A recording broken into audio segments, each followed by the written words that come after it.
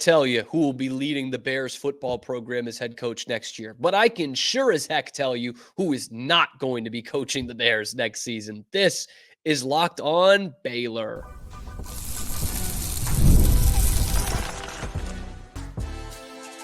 You are Locked On Baylor, your daily podcast on the Baylor Bears. Part of the Locked On Podcast Network, your team every day.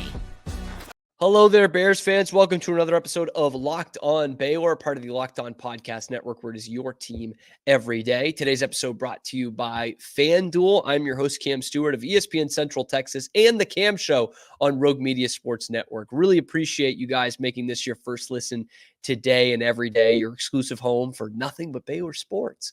5 days a week, 6 days a week. I'm working 7 days a week, and it's completely free. You're only going to find that here, unless you want to hear straight from the university. In that case, that we're looking for two different things.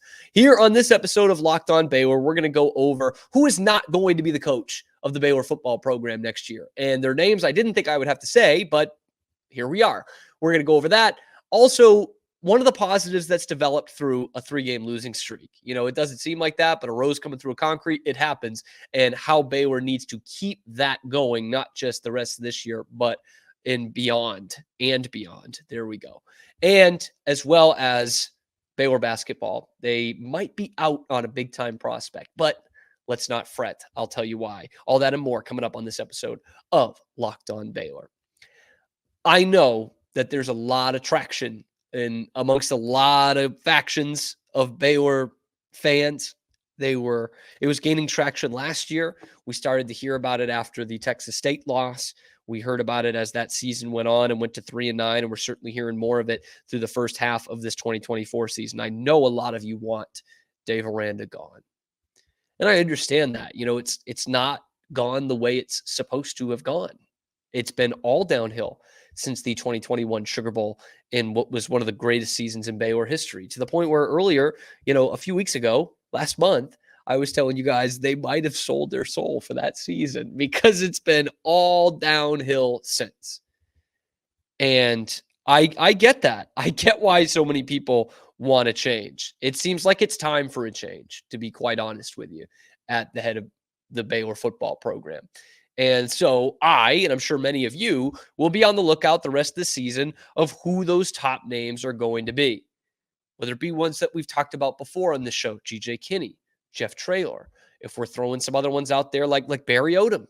I mean, Scotty B put that in the number one Baylor football postgame show right here on Locked On Baylor on Saturday night. It's a good call. It's someone that Mac hired or promoted anyway to head coach at Missouri. And then I see some more, and it's all over social media, and it's all in my comment sections. There are still people out there, and enough people saying it that I think some of you actually believe this. Art Briles is not coaching Baylor next year. It's not happening. Even for those of you who are still, thinking he's railroading, that he did nothing wrong and whatever, say your piece about it. Even if all of that is true, he's not coming to coach here. Because let's play that game that that's all true. Why would he then come back and coach for the university? Why? That doesn't make any sense. And why, from Baylor's standpoint, why would you attract that kind of press by bringing in Art Briles? I know we all want to win football games, but that is not happening. And yet every time Baylor loses, and this is not just this year, it was last year, it was the year before, it was when Matt Rule wasn't beating ranked teams, it was when Jim Grobe was there to caretaking this whole thing, still people will put #CAB or where's Art or a picture of Art Briles saying, miss me yet? It's not going to happen. You are living in a fantasy world. If you want to go see Art Briles coach, go to Italy. He's not coaching Baylor ever again. And from the looks of it, he's not coaching in college football ever again. Whether you believe that's right or wrong, because to be quite honest with you guys, I'm surprised he hasn't gotten a college coaching job as an OC or a quarterback's coach by now. I am surprised by that. Rick Pitino's still coaching. Bobby Petrino is coaching at Arkansas. Art Briles is not coaching Baylor. And another name I've seen pop up, which seems a little bit more realistic, but still is not going to happen. Gary Patterson is not coaching at Baylor next year. I would welcome that. As you guys have known watching the show, I mean, I wouldn't say he's like my favorite coach ever, but it's a Hall of Fame coach who knows exactly the situation of what it's like to coach at Baylor because he coached at TCU for so long and he was very successful. But I see these people who have just not kept up, I guess, with anything, and they're in my comment section too. It's not just the old heads on Facebook. They're in my comment section too, and they're saying, well, just promote Gary Patterson. Gary Patterson's the interim. They were saying that in the offseason when he was part of the staff, and they're saying it now in the middle of the season when Gary Patterson is not part of the staff. He is not involved in Baylor football anymore. He left his post at the end of July. It was a really awkward marriage, I guess, and Baylor's replaced him. They've got someone else as a consultant. They've got someone who's done NFL consulting. Gary Patterson is not a part of the team. Even though I think that could really help this team, he's not part of it. So if you fire Dave Aranda tomorrow, Gary Patterson is not the coach the next day. It's most likely someone like Jake Spavital, who is the offensive coordinator, who has coaching experience before, head coaching experience. And boy, isn't that funny, because whenever they were looking for an offensive coordinator, they made it clear that they wanted someone who had also been a head coach. A successful head coach? No, but a head coach in FBS, college football, that's probably who it's going to be. Or maybe they take a bit of a risk and just say, you know what, we're going interim coach anyway. We want to keep this guy around here. Why don't we make Keenan Hall the coach in the interim? You could see something like that. It's not always, just the next man up, so to speak. We've seen weird ones where they promote, whatever, a quarterback's coach or running back's coach. In the case of Keenan Hall, that's the running back's coach. And you see that happen from time to time. It's just an interim basis. Okay, it's someone with experience, someone who relates to the players, and Keenan Hall would fit the relation part. Jake Spavital would fit the experience part and maybe the relational part as well. But it's not going to be Gary Patterson, and it sure as heck is not going to be Art Briles. I know most of you don't think like that, kind of brain in your head, but there's a lot of you that are out there saying this to the point where I'm like, am I going to have to talk about this on the show? We're going to talk about the names throughout the rest of the year. We're going to talk G.J. Kinney and Jeff Traylor and Barry Odom and Jamie Chadwell at Liberty. We're going to talk about whomever is the breakaway candidate in the group of 5 conferences that is challenging for the playoff spot. We're going to talk about Rhett Lashley and whether Baylor can actually be in a position to go get a guy like that who's now coaching in a Power 4 conference at SMU. Whether Baylor is an attractive enough job for that. We'll talk about that. But we're not talking about Art Briles or Gary Patterson being the head coach for Baylor. It's not going to happen. If one of those guys, if Gary Patterson or Art Briles becomes the coach at Baylor next year, you won't hear from me anymore because I will resign my post. I will quit this job. I will not work Locked On Baylor. That's my promise to you, because that would be the case where I have fumbled something so incredibly wrong and poorly that I will quit Locked On Baylor if Gary Patterson or Art Briles becomes the next head coach of the Baylor Bears. There, we've got it. Spit, shake on it. But right now, it's Dave Aranda, and that's what you've probably got for the rest of the year. And for now, all we can do as Baylor fans is hope for some progress here. And I think we have seen a weird bit of progress. Not good enough to win games, but a weird bit of progress through this 3-game losing streak. We're going to tell you what that is, or more specifically, who that player is, coming up after this message from our sponsors. All right, Bears fans, it's time for the ROI Player of the Week. The ROI app lets you directly support your favorite athletes, unlike collectives where you make a donation, general fund, it's kind of just going there. ROI lets you choose the specific athlete you want to support. You back the players that you care about, and in return, get exclusive content after the season, like personal videos and updates. The best part, it's risk-free. If the athlete transfers or doesn't create the content, you get your money back.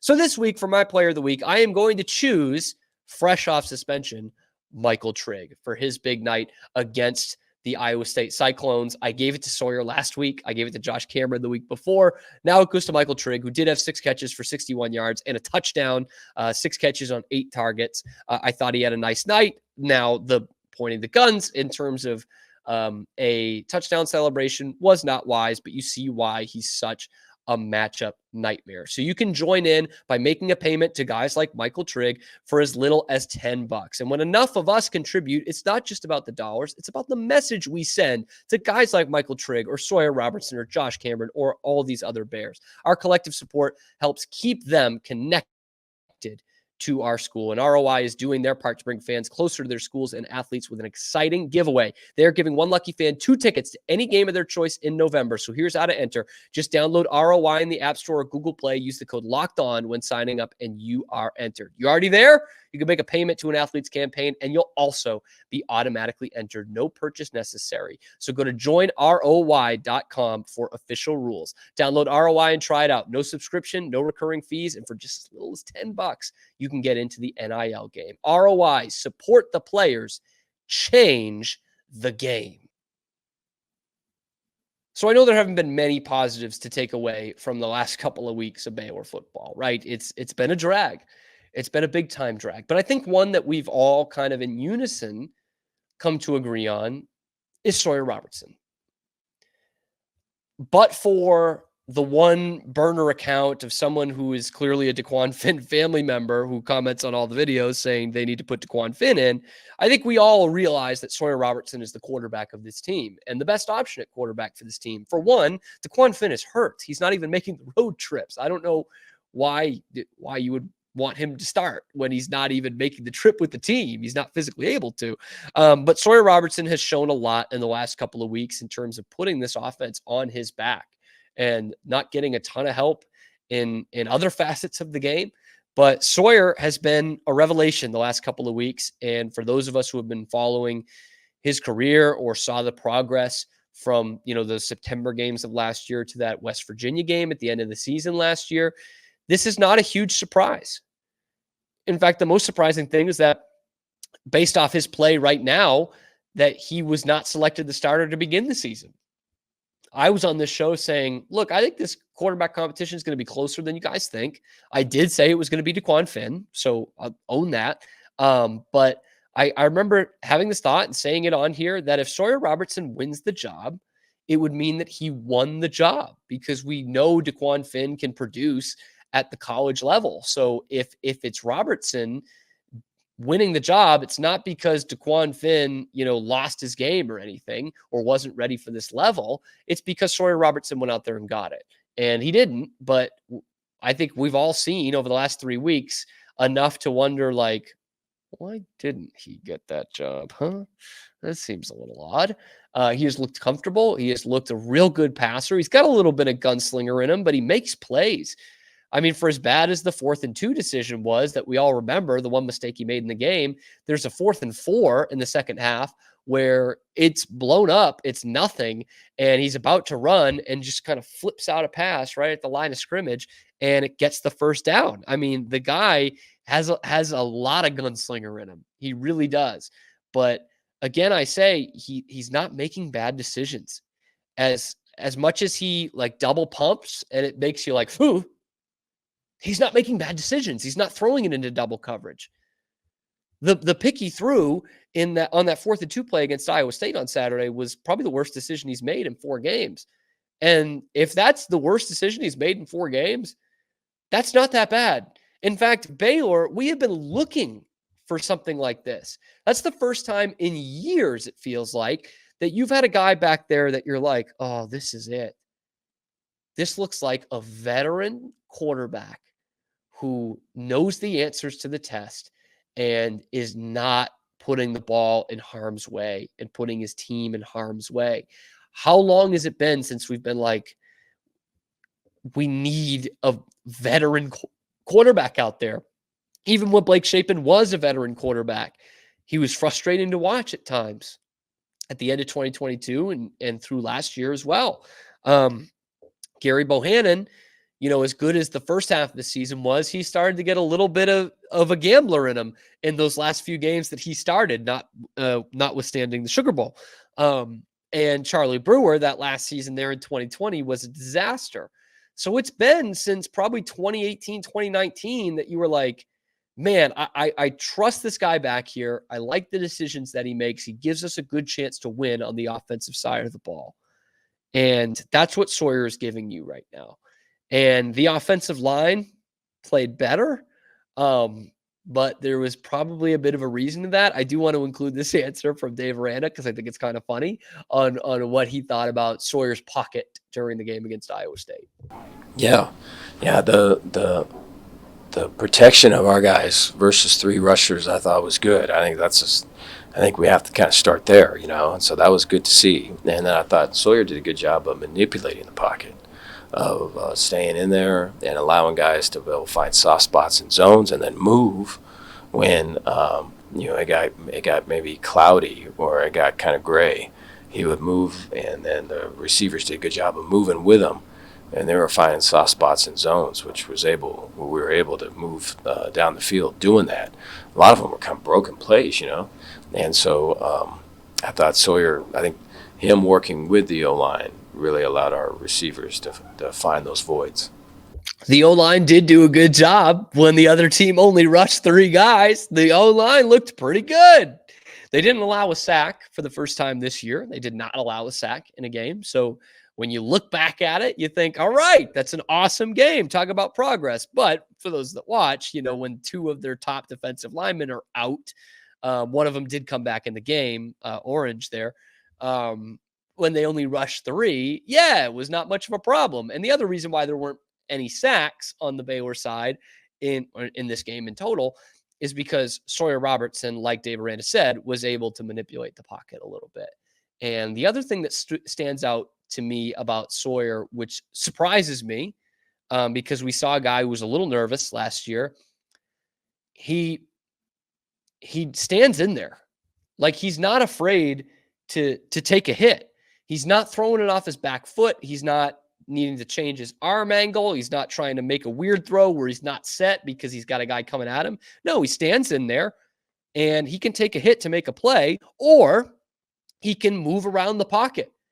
And he's a mobile quarterback. I think it's this common misconception that unless you have wheels like DeQuan Finn does, that you're not a mobile quarterback. But Sawyer Robertson has shown that he is. The way Tom Brady is one of the great mobile quarterbacks of all time, because you can move around in the pocket. If you can move around outside the pocket, that's great. But you're more than likely going to get more yards on a pass play than you are a quarterback scramble run. So I like a guy who can move around in the pocket and make plays within the pocket while using his mobility. To me, that's a good mobile quarterback. And that's what you have seen with Sawyer Robertson. Is he the runner that DeQuan Finn is? No. Is he the athlete that DeQuan Finn is? Probably not. But is he making more plays than DeQuan Finn was? Yes. And I had this feeling. I try not to get too disastrous, believe it or not. For those of you who watch the post game, you're probably like, what is this guy talking about? But I haven't had this feeling this year of like, oh man, I really hope they don't lose this guy or this guy or this guy. Not because they're not good, but I'm just like, I try not to think about that. And you never know when you bring in a new coach what that's going to be. But there's no position more important than quarterback. And yeah, they need to make sure if they are going in a different direction and firing the head coach at the end of the season, they have got to make sure that Sawyer Robertson is on board with whomever is coming in.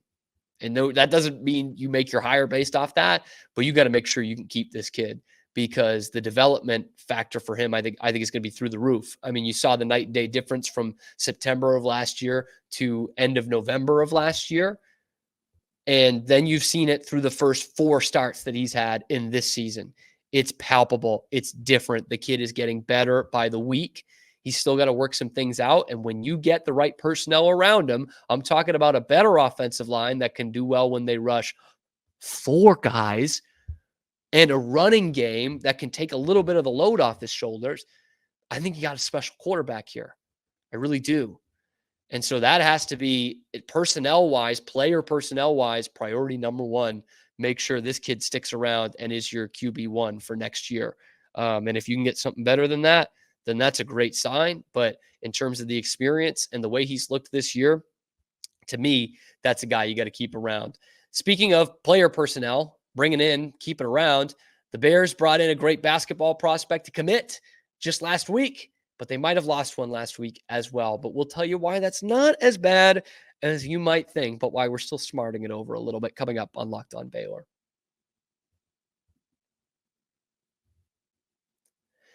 Today's episode is also brought to you by FanDuel.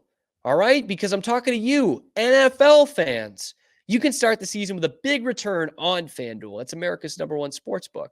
When you get a hunch in the middle of the game and you're like, I gotta do this, I gotta make some money off this hunch, you can check out the latest stats, you can view live play-by-play, and so much more on the same page where you place your bets. You'll get started with $200 in bonus bets guaranteed when you place your first $5 bet. Let me tell you that again. You'll get started with $200 in bonus bets guaranteed when you place your first $5 bet. That's at FanDuel.com. FanDuel, America's #1 sportsbook.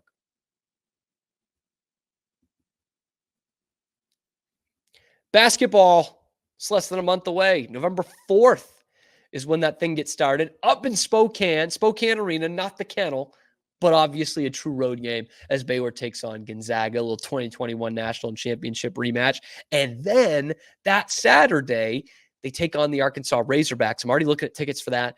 They're a little more expensive than I'd like, but I really want to go to that game up at the AAC in Dallas as Scott Drew's team takes on John Calipari's new look Arkansas Razorbacks. Man, that's going to be fun. There is no team in the country that has a tougher first two games than my Baylor Bears. My goodness, that's going to be a ton of fun. And the rest of the non-con's pretty good too. I'm talking like at UConn. I'm talking taking on Rick Pitino's St. John's. There's some good matchups in this non-conference schedule. And then you just play the best conference schedule in America. That's all. That's all that's waiting after that. So ton of excitement for the Baylor basketball team. Of course, that comes with having a less than stellar football season as well. But we are less than a month away here, y'all.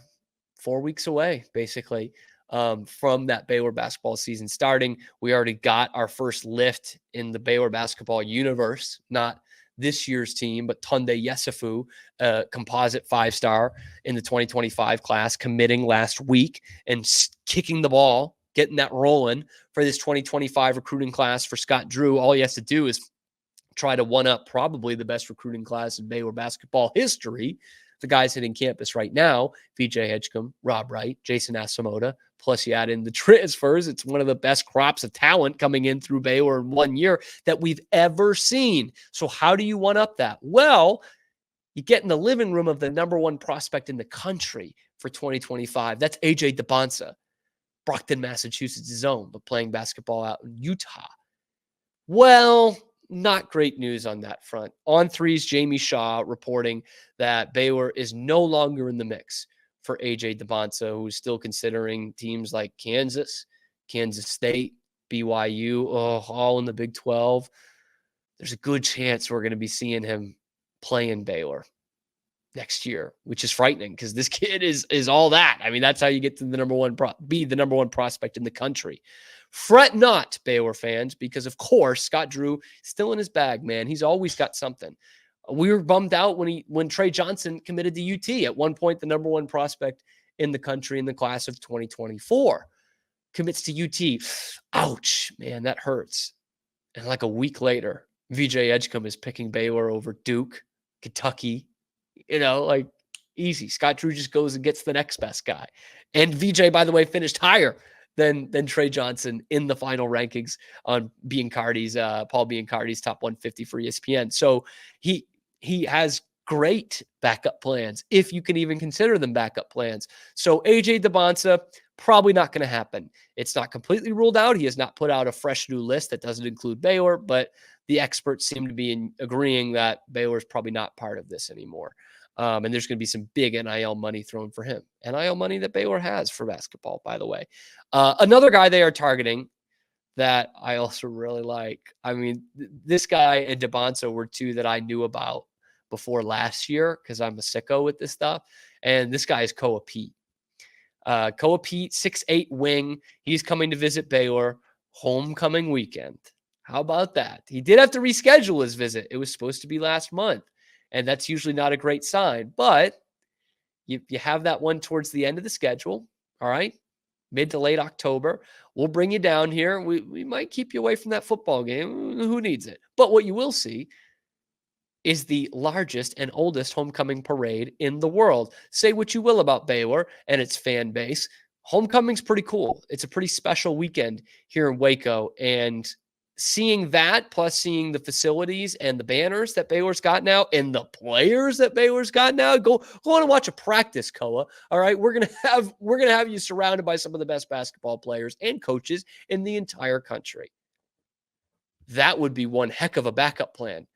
He's so good, I don't even like calling it a backup plan. Same way with VJ Edgecombe, but that's what it could be. So no Devonta, but Koa Pete still coming to visit. And man, I mean, this guy, I love his highlight tape because he could play college basketball right now, and will be very soon. But 6'8", 235, highest rating you can get on 247, a 99, number 6 overall recruit in the country, 5-star. I mean, this guy has lottery just all over him. All right. Like the prototypical wing guy that every NBA team wants, two-way wing, can guard any guy on the floor. This is it. This is it. Koa Pete. All right. From Adam Finkelstein, however you might expect from a family of football players. Does he want to do that too? Does he want to play a little football too? He kind of is known as like this. I don't know if crafty is the right word, but he's not like those ultra athletic guys that are just going to blow past you and dunk on everyone. And because of that, I said the same thing about Trey Johnson too. Because of that, he kind of has a well-rounded offensive game. He can take it off the dribble. He can shoot from outside. He's a good rim runner. He's a terrific rebounder. He's getting better as a three-point shooter. He did a big leap from the high school summit to this summer in the AAU tournaments he's playing in. So take that for what it's worth because it's AAU. But I like this from Finkelstein as well. Defensively, while Pete is not built like a typical rim protector and projects as more of a 4, maybe even undersized 5 at times, his playmaking metrics, 3.1 stocks per game, that's steals plus blocks, again, illustrate his length, hands, and instincts. He's also a very consistent presence on the glass. The most common questions are about Pete's long-term potential, early bloomer, being bigger and stronger than the competition at an early age, and thus has less untapped potential, physical upside than other prospects. But what's undeniable is the long history of productivity and clear intangibles with his maturity, IQ, and leadership ability. I will take those 3 things over untapped physical upside any day of the week. Any day of the week. So you tell me you've got a physical specimen here who already has the maturity, IQ, and leadership ability to play at this next level and beyond. That sounds like a damn near perfect prospect to me. So if you're at that homecoming parade or any of the homecoming festivities on that Saturday or the bonfire the night before, you have got to show all the love to Koa Pete and tell him why playing here is one of the best decisions you can make in all of college basketball. Because certainly him with Scott Drew and his coaching staff and the other players that he'll bring in and some of the ones that are coming back, that would make for another tremendous Baylor basketball team. Let me know what you think about this Bears recruiting class in 2025 and how it could shape up. Drop that down in the comments below. Let me know who you're thinking for that next head coach if they do decide to make that change this year. I'm sure we'll be asking that question a lot, and why it's not going to be Art Briles or Gary Patterson, and what you think about Sawyer Robertson, QB1. How important is it to keep that guy on board no matter what happens at the end of the season, new coach or not? Let me know down in the comments below. Be sure to like and subscribe. That really helps the channel. We're trying to get to 3,000 subscribers. We're really close. So get that. Tell your friends, please. It really helps us a lot. And ring that notification bell to get notified every time we're dropping a video on YouTube or wherever you get your podcasts. Free and easy, 5 days a week. Most weeks 6, but not this week because it's a bye week. So 5 days a week, nothing but Baylor content. Who else can give you that for free Not many. I'm telling you, we're pretty much the only one that's not coming straight from the university. We'll see you tomorrow on your favorite show, Locked On Baylor.